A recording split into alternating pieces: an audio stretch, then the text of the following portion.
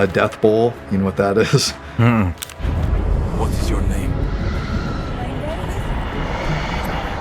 Smoking a bowl of marijuana, but laced with PCP and meth and crack, all kinds of stuff. Send us into this swine. No more drugs, no more Buddhism, and I love you. His heart stops, body shuts down, he's rising up, and he looks out over the surface of the earth, but there was something else going on.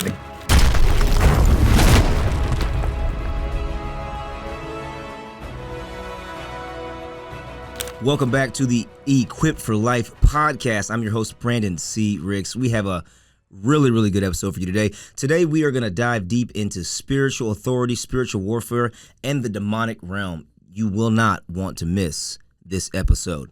So today, I am wearing this phenomenal t-shirt. It says, Jesus Saved My Life. EFL merch, EFLmen.com. If you want to get any of the merchandise, you can go once again to EFLmen.com and pick up some fire swag. You don't got to be an EFL member to wear the merch.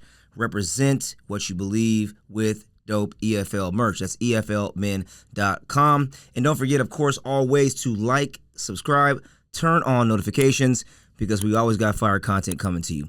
So for those of you that don't know, Equipped for Life is an organization of men that our intention is to spread the gospel, is to build disciples, to make disciples of all men, and to spread truth throughout the earth. We meet several times a week for in-person studies. We also have retreats. We have events like our weekly, or should I say monthly, family services we do now. We started these things. There's so many things going on that I cannot remember. So forgive me if I can't remember all things. I'm not perfect.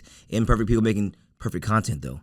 Behind the camera, we got Reed, we got Jay, and we got guests in the house today. JC is in the building. So we're squatted up. We're having a great time, and I cannot wait to get into the content. As usual, I'll probably react to some TikTok content that I find, that I see, that the team curates for me to see, kind of odd things that are happening in spaces and places.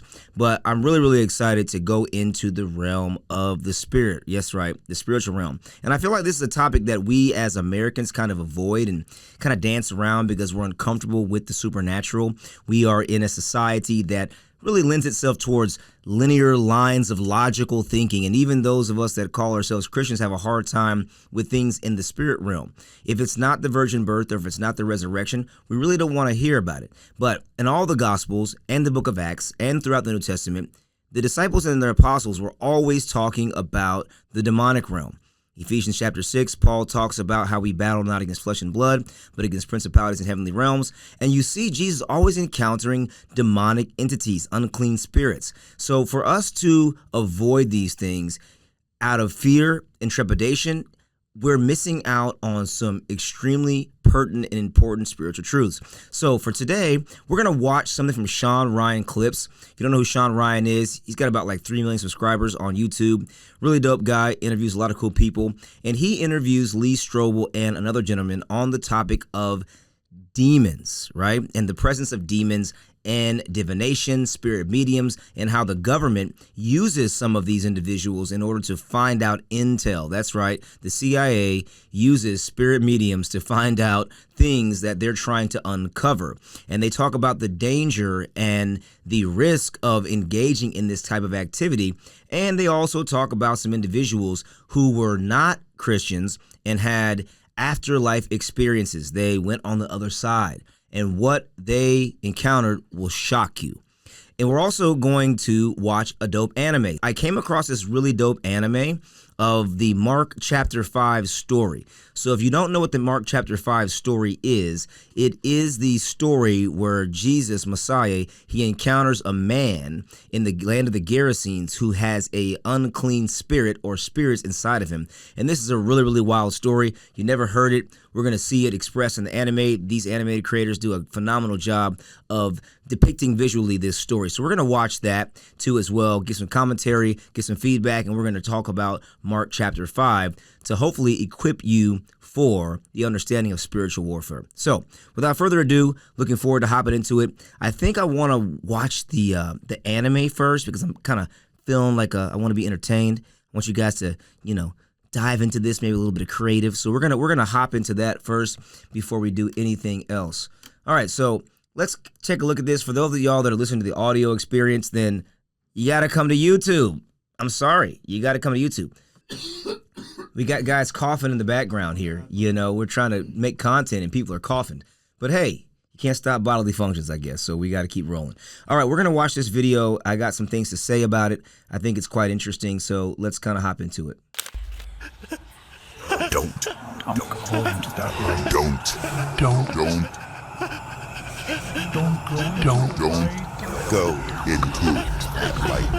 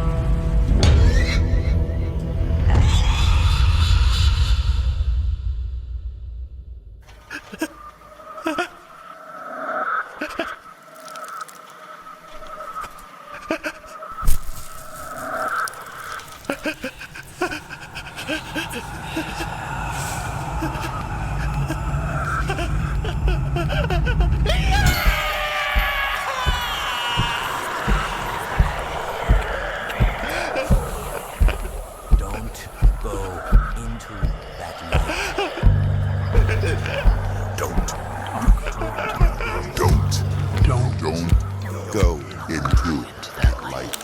Okay, so first of all, hearing these entities say don't go into the light reminds me of John 8:12. And we know when Jesus talks about he's the light of the world, whoever follows me will never walk in darkness, but will have the light of life. The fact that this man who is possessed, now this is not, you don't see this in the text, right? So they did a great job of kind of creatively showing this not going to the light. And you're going to see here in the anime that Jesus is the light, and these spirits are trying to get him to keep him from the light. Like, I think that's a great representation of our own lives, to be quite honest. We often are tempted to stay out of the light because the enemy thrives in darkness. So to me, that was just a really cool way to visually express that. And the audio is super dope in this anime.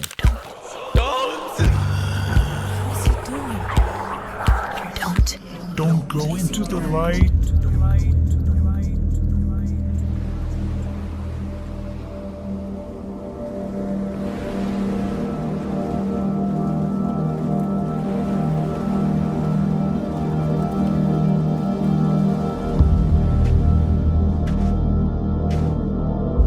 What have I to do? What have I to do? Do it, bitch.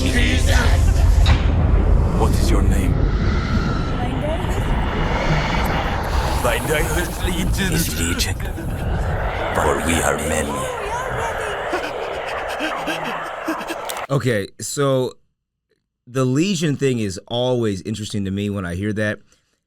If you don't know what a legion is, a legion is a unit of 3,000 to 6,000 Roman soldiers. Okay, now we can't necessarily interpret this as that exact number, but if you want to also use the term legion, it's a horde or a large number, a great number. But I think that that's very telling, right? When Messiah says, "What is your name?" and the unclean spirits respond, "Legion, for we are many."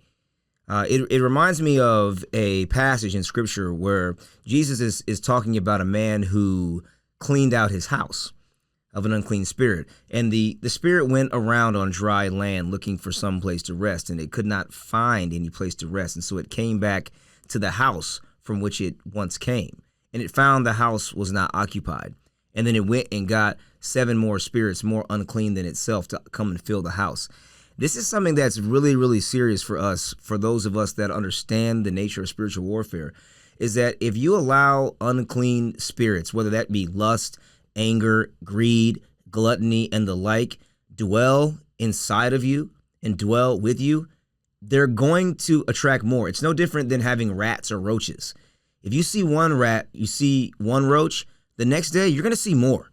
And we have to be very cognizant and mindful of this, is that not everything in your life that's happening to you or things that you're struggling with are just these benign things. Sometimes underneath, there's really sinister spiritual things happening. So I just thought that was interesting for us to kind of take note, the fact that this man was occupied by a legion of unclean spirits. When did he allow the first one to come and rest with him before he found himself completely overrun by them? I adjure thee. Do not command us to go out into the abyss. I adjure thee. Send us into the swine, that we may enter them. Come out of the man. You unclean spirit. It's like Goku power. That's cool. I like that. One thing that I think is important in spiritual authority, recognize the authority of Jesus, is that you see this often throughout, whether it's in Mark and also in Matthew and also in Luke, where he encounters these unclean spirits and they submit to him. They ask him permission. A lot of times we are too caught up in, I would say, the Hollywood expressions of what it looks like for demonic possession. Like we have these funny Catholic priests and they're putting up these crosses. The power of Christ compels you. And like you got this lady, she's all doing all this weird stuff. And you're like, oh no, the demon is overtaking everything. But yet in the Gospels, they submit and they also beg and they ask permission. You notice that? They say, well, first of all, what do you want with us? Right? And then they say, give us permission to go into the pigs. It's not like Jesus, first of all, is not afraid of them. He's not scared of them. They submit and surrender to him, which means that we have, as believers also as well, because we were given to by Christ, the power and authority to also have command over unclean spirits. And he gives the disciples, and by extension us, that same authority. So I just thought that was interesting for us, if we have not seen this or heard this story before, for you to take note of.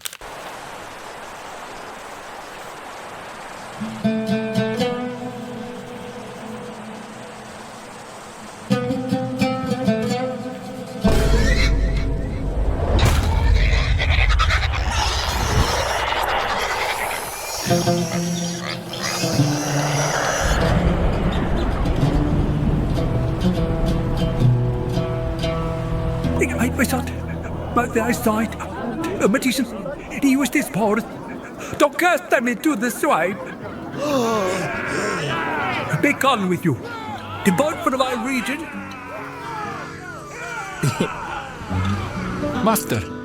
Okay, why are the heathens mad? So this is funny. Like, this happens actually in the story in the book of Mark, where the swine, they get filled with this legion. All the pigs get filled, and the pigs run off the cliff and kill themselves, and the people are mad at Jesus.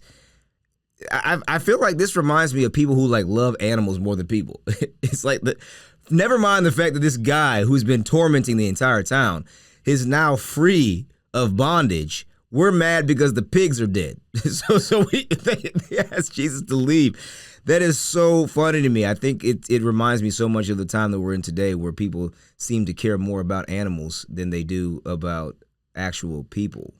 But that was interesting to me when I see that. They asked him to leave the town because they were mad because of all their pigs. Now, in all fairness, this is probably Gentiles, obviously, because we know that Hebrew people, Israelites, didn't deal with pigs because they're unclean animals. So if this is their livestock, you got hundreds of pigs, all their money just ran over the cliff. So, of course, they'd be upset about that. But I just think it's funny that we exalt still money and animals over people. This guy is now free of this bondage, but yet they're upset that their means of making money is been taken from them, and they want Jesus to leave because he's causing trouble in their eyes. Let me go with you. Return to your own house and show what great things God has done to you and has had his compassion on you.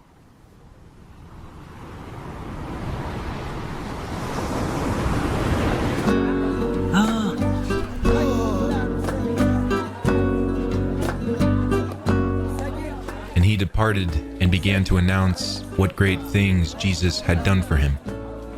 And all men did marvel.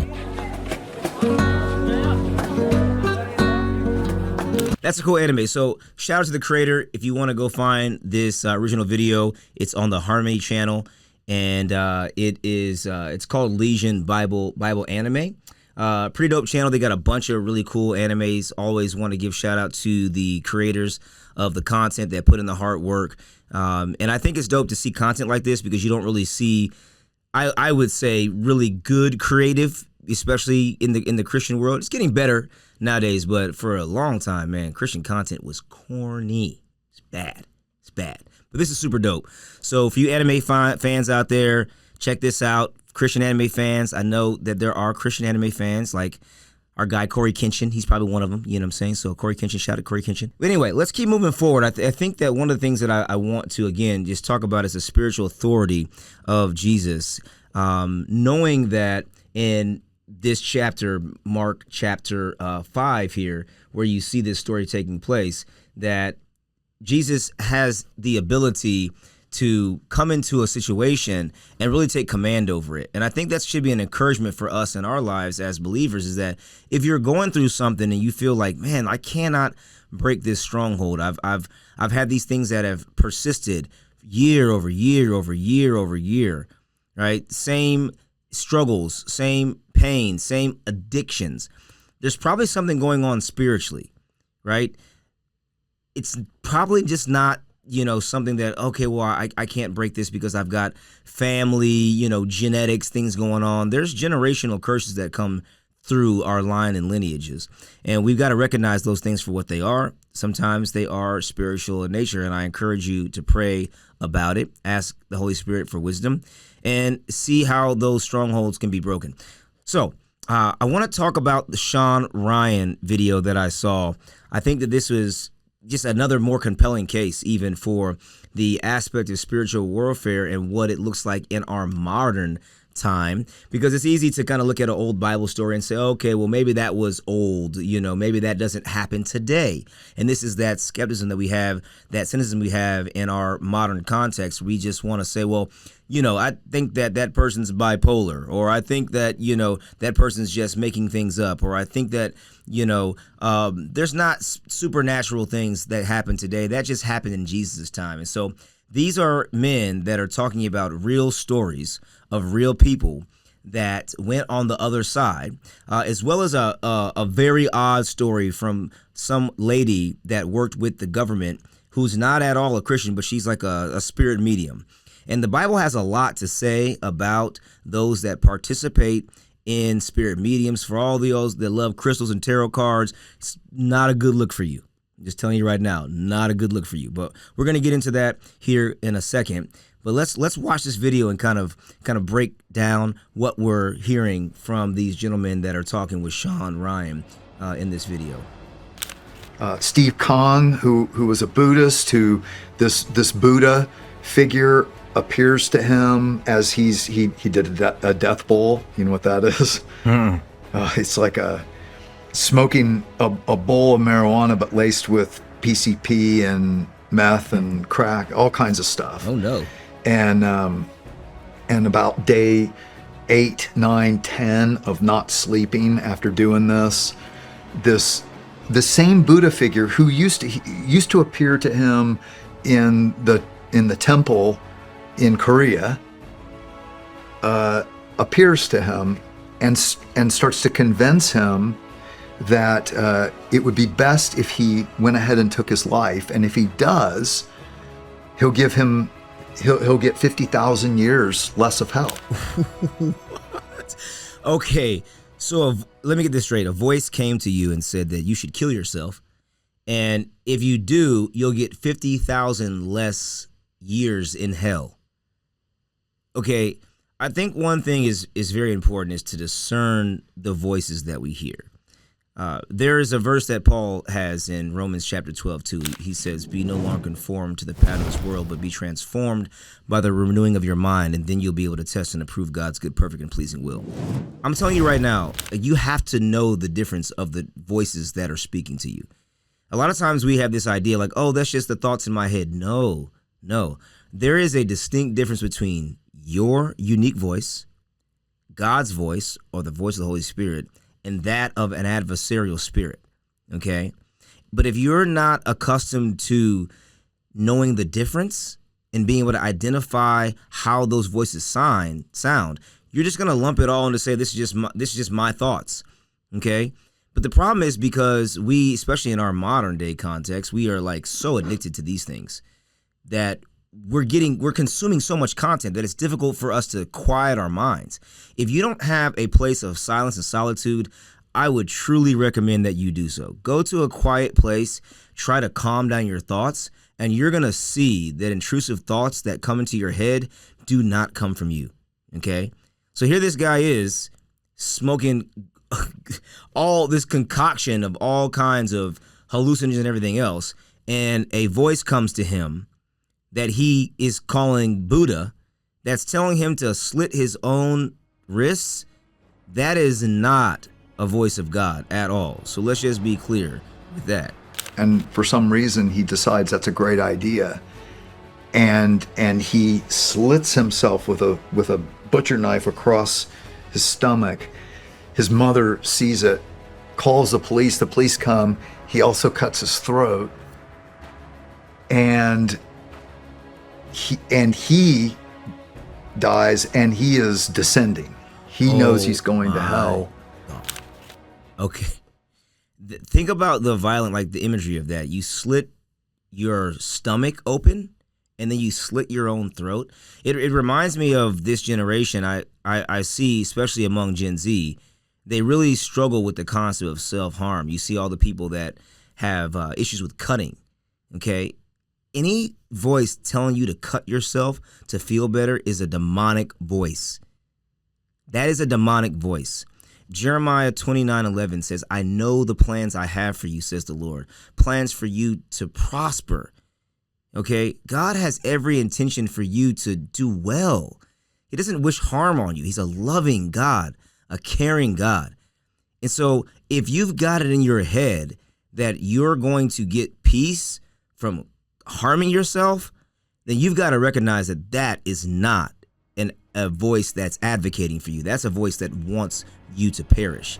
Do not listen to that voice. And he realizes this nice Buddha figure is not Buddha at all. This old man that he thought was, a Buddha figure was not at all. He was demonic.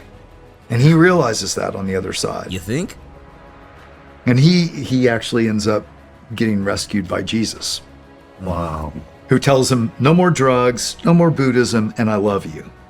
Wow. And he's a pastor today. Wow. So Not everything that appears good is always good. You remember? Not everything that appears good is always good, man. That is a bar right there. That is a word. One of the things that I'm thinking of is 1 Peter chapter 5:8, where it says, be alert and sober-minded, for your enemy, the devil, prowls around like a roaring lion, seeking whom he may devour. Right? There's an adversarial realm, or spirits within a realm of existence. Ephesians 10 says that says that we battle not against flesh and blood, but against principalities in the heavenly realms. So we have entities that want us to perish.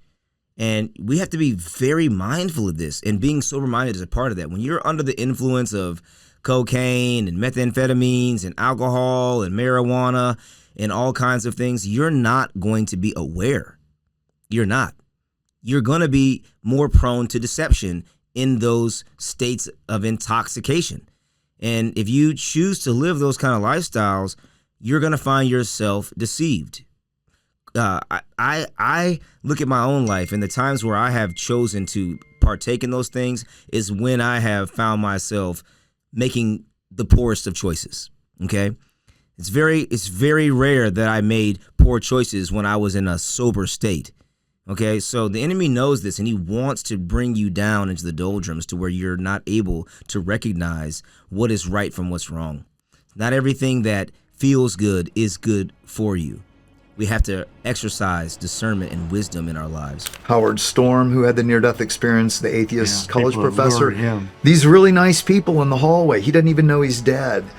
And they're dressed like the hospital staff. And they're like, Howard, come with us. He's like, I need surgery. And, oh, we know all about you. Come with us. They seem real nice. And like I like to point out, if Howard's near-death experience had ended right there, he would have had a very different interpretation. Right. But he followed them, and they lead him into an outer darkness, just like Jesus talked about, where they just, worst prison scene you can imagine, until he calls out to Jesus to save him. And he does. Wow. And he leaves his tenured professorship and becomes a Christian pastor as well. Yeah. In fact, do you know I know... Man, the grace and mercy of our Lord is amazing. Romans 10:9, it says that if you confess with your mouth, believe in your heart, confess your mouth that Jesus is Lord, then you shall be saved. So here these individuals are, they've died, and they are in the abyss, and they're crying out to Jesus, and he rescues them from the abyss. The other thing that I found interesting is that this part of the portion where he talks about how these nurses, what he thought were nurses, in the demonic realm, you have familiar spirits. I remember there was a time when my eldest daughter, she came to me when she was a little girl, and she said, Daddy, I had a dream of this old woman, and she was in my dream, and she was like stopping the car from driving, and I was trying to get this old woman, and she had all black on. This same entity showed up in my dreams, showed up in my wife's dreams, and I was like, oh wow, there's some kind of demonic oppression happening. But it was always dressed up like this old lady. And you find that they will cloak themselves in appearances to make you curious, to confuse you, to think that so that you will approach them, and they end up having nefarious intent. And, you see this kind of thing happening all the time when you talk to individuals who have had encounters with unclean spirits, especially when they have demonic dreams or visitations. Kyle, Paul, Yen is another Buddhist that Jesus saved. Who's the other one I just said? Kyle, Howard. 5 or 6 of them who had hellish near-death experiences and cried out to God, and Jesus saved them, and they're all Christian pastors or missionaries today. Wow. That's awesome. It's wild. You can't make this stuff up. Yeah. Like, how do you explain that? I mean, it's an interesting subject. I've interviewed a handful of them, and one of them was Angela Ford, and she had done a lot of work for the government, and found some missing kids and stuff. And I asked her in the interview, I said, have you ever remote viewed She's a crucifixion? psychic. Yeah. And she did not want to answer that. You are not gonna want to miss this story. You gotta stay tuned for this and watch how this lady looks when he starts asking her about Jesus. You can see inside of her what looks like she's manifesting something. She started rubbing her teeth and like moving her head back and forth, and Why? I didn't want to dig any deeper. It was, I mean, she was really open the whole interview, and then when I asked her that, it just shut down. like she switched. Well, and here's the thing. Again, I don't think necessarily people know. Right. And I think that's part of the problem, is that I don't think they're necessarily evil, wicked people. They many times have good intentions and good motives. And again, the best deception is 80-90% true. Yeah. And so I think, like Lee was saying, I think sometimes you can have things that are helpful, but are they in fact helpful for a reason to get people to follow after them, not after God? Yeah. It was interesting. I mean, she said, yes, I have. And I said, do you want to talk about it? And she just started rubbing her teeth. Have you tried to look into religion at all? Such as the crucifixion?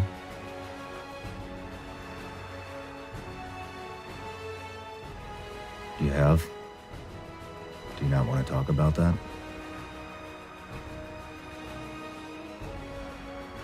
Okay. That is so freaky. Okay, so those of y'all on the podcast, like if you're not watching this, the woman is like cutting her eyes back and forth, and she just goes mute and she starts like rubbing her teeth. It's the weirdest thing, and she's like looking around the room. It's like she can't speak. And this is a woman who has been practicing in remote viewing. So if you don't know what remote viewing is, for those that are watching, it is the ability to be in your body, but your consciousness can perceive things that are happening outside of the location that you're in.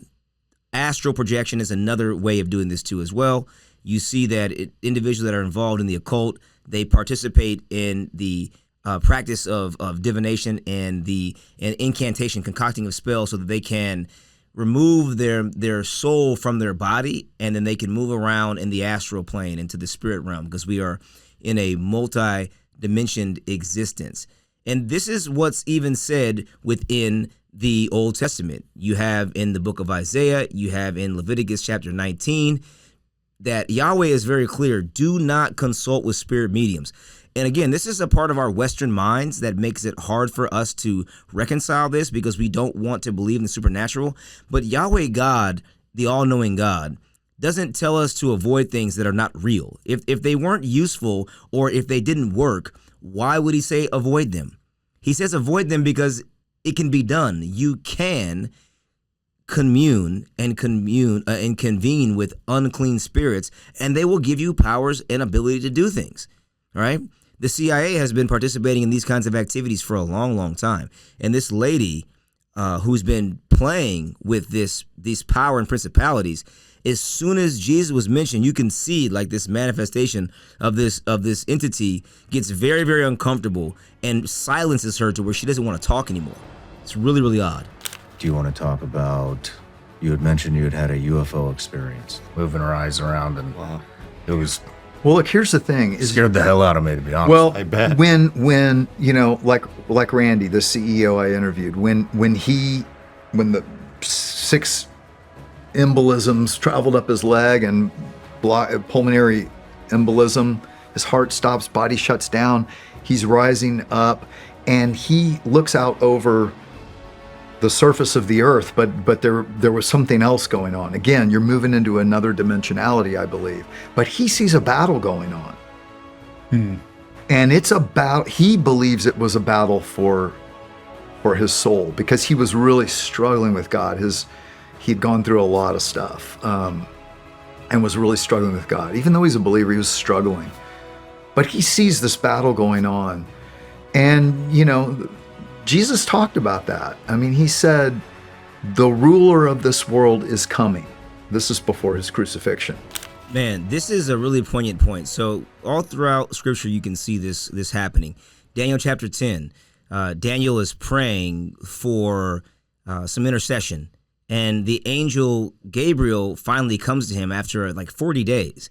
And Daniel says, "What took you so long?" He said, "Well, I was in a battle with the principality over Persia, and the battle was so fierce that I had to call Michael, or we call him Michael, the archangel, the war angel, to come and intercede, because I could not get through this intense fighting. That's why the word was delayed, and I'm going to actually have to combat them when I go back through." And again, it references right back to Ephesians chapter 6. We battle not against flesh and blood, but against principalities in high places.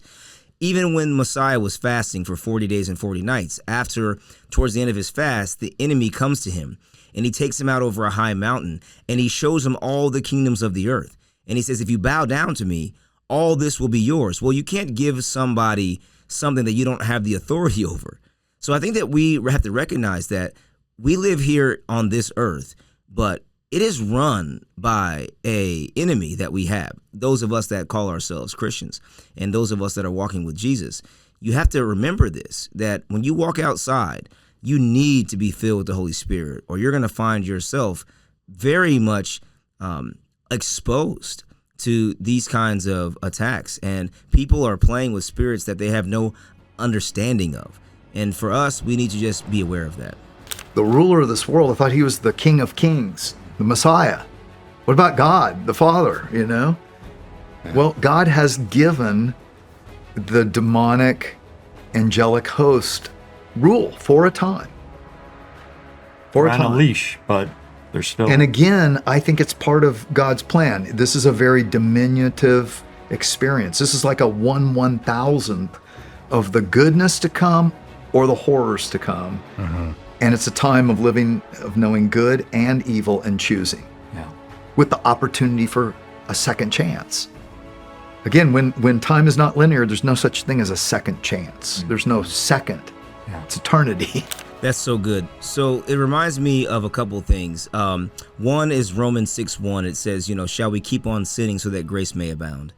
Absolutely not, right? Like, the point of us, of being disciples and followers of Jesus, is that there is salvation, yes, but salvation is not a license to continue in sin. It is so that we can now allow ourselves to be sanctified. That's why Apostle Paul said, add to your faith godliness.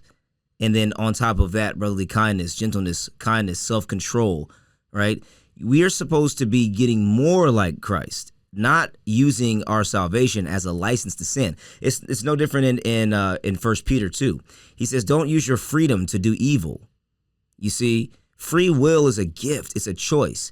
But free will works best when we choose righteousness, when we choose to do what's right, when we choose to follow God.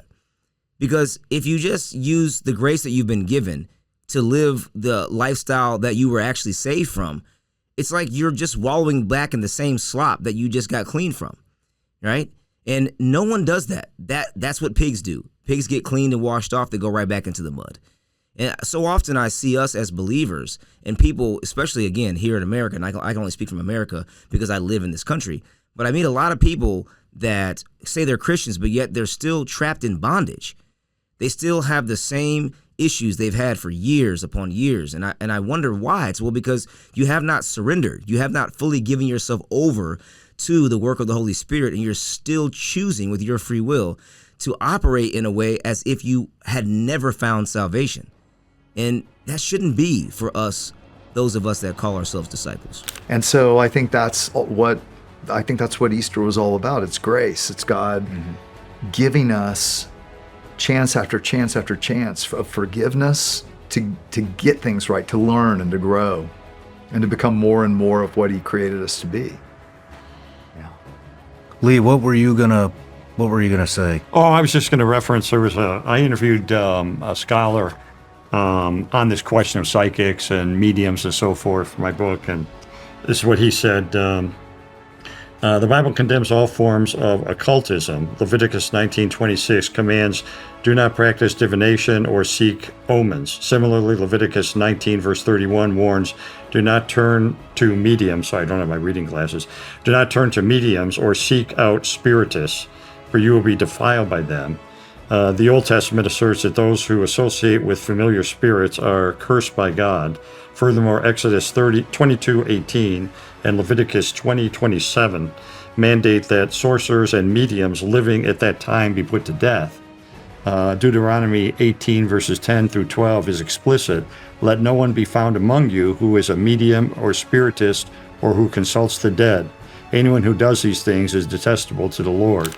What he's talking about is do not consult with spirit mediums, right? And so again, like for those of y'all that are on TikTok and you love crystals and tarot cards, it's talking to you. We have to be very careful not to participate in things that are going to keep us away from God, because there are a lot of powers on the earth and in this realm of existence, and they try to use knowledge in order to keep us astray. And so what I will say is this, kind of as we wrap up today, is that the spiritual authority of Jesus is what we as Christians should definitely be looking into. If you want to do more research on this, Mark chapter 5 is a passage I would recommend looking into. Matthew chapter 12, Acts 16, you see Paul interacting with a girl that was possessed by a demon. And there's a lot of other verses that you can look into. Luke chapter 10, too, as well, is another chapter where you'll see how Jesus gives the disciples authority over principalities. So I hope you've enjoyed this. Once again, this is Equipped for Life. EFLmen.com is where you can go to find out more about the in-person group studies and get you some dope swag. You see, you know, I'm looking good in the merch. EFLmen.com shop. We're gonna have a bunch of new merch. Got new designs coming up: beanies, hoodies, all that, and everything else that you could ever want to make sure you're repping right. You know, in the tees, you know, they fit good, man. So if you're trying to, you know what I'm saying, get your swole on and be visible, get the muscles popping, the tees fit good. It's real good cloth, you know. So for the guys out there, you know, not only can you rep Jesus, you can also look good doing it. All right, peace.